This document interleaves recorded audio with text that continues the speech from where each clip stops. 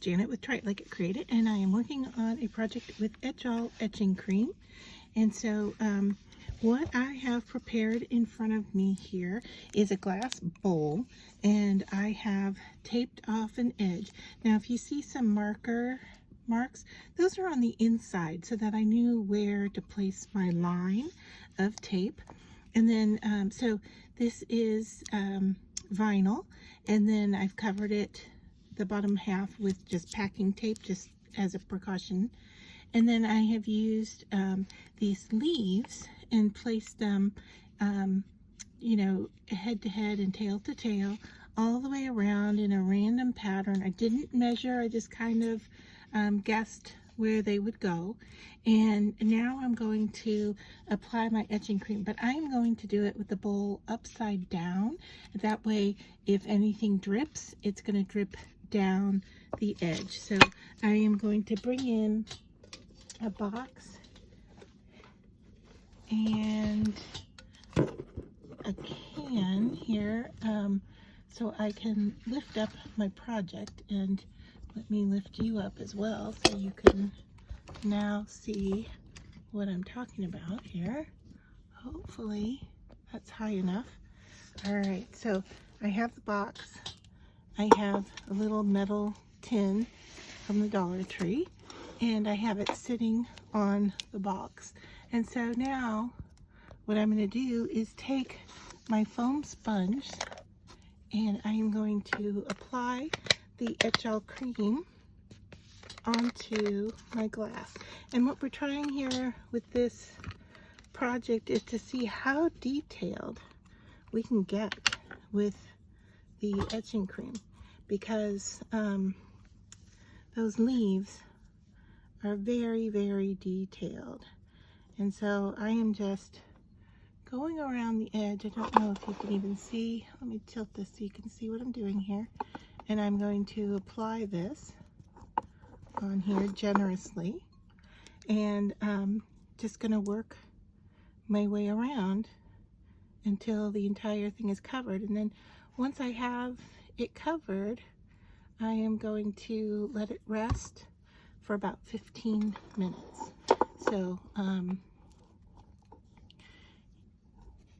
I am just generously applying this. The reason I'm generously applying it is because it is reusable. So I can just scrape off what we don't use and put it back into the jar. So I'm going to do this, and then I'll be back after the 15 minutes to show you where we're at. All right, so it has been enough time, and I have gone around with my foam brush and wiped down as much as I could and put it back into my jar of Etchall. And then I took my little Etchall spatula, let's see, this little guy, and I just wiped down the sides, mainly between the leaves, to see how much I could get additionally off. Every little bit helps. So if you can scrape off any more of that cream, you can put it back into the jar and save it.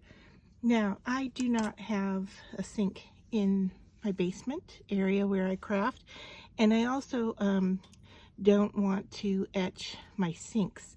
So what I do is I use a baby wipe, and I go around and I wipe off all of the Etchall cream that's still left on the piece. So a piece this large is probably going to need more than one baby wipe. But I can see that it is frosted around this bottom part, and we'll just take a peek here where the leaf is, and yeah, we've got a leaf. So it really did work with the little detail of that pattern, which I was wondering, you know, they always say it's best to etch a larger shape, but I wanted to see if we could etch something as detailed as this leaf, and we can. So, all right, let me move this out of the way and bring you down a little bit, and then we'll work on removing the vinyl and see what we have. Alright, so as I'm wiping, some of these are already coming off, so I'm just going to peel them as we go.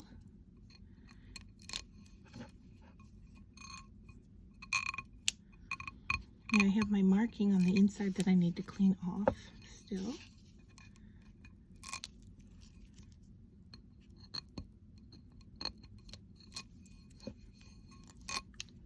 I did set my timer for 7 minutes, and at the 7-minute mark I went around and made sure that everything was covered with cream, and I touched up a few areas.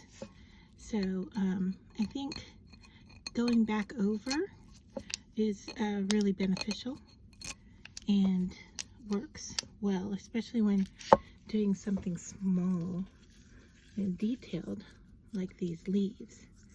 They look really, really nice from what I can see so far.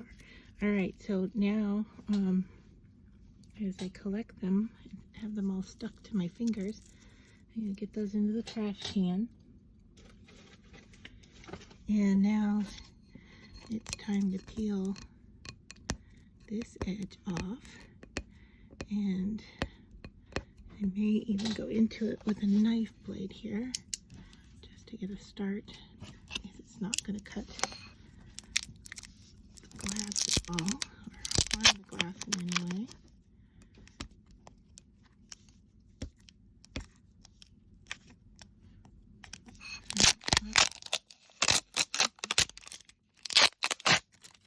Packing tape off.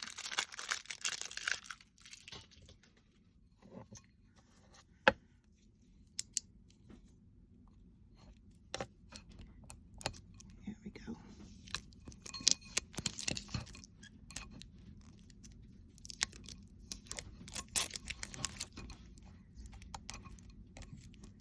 So far it looks like we have a really nice clean edge.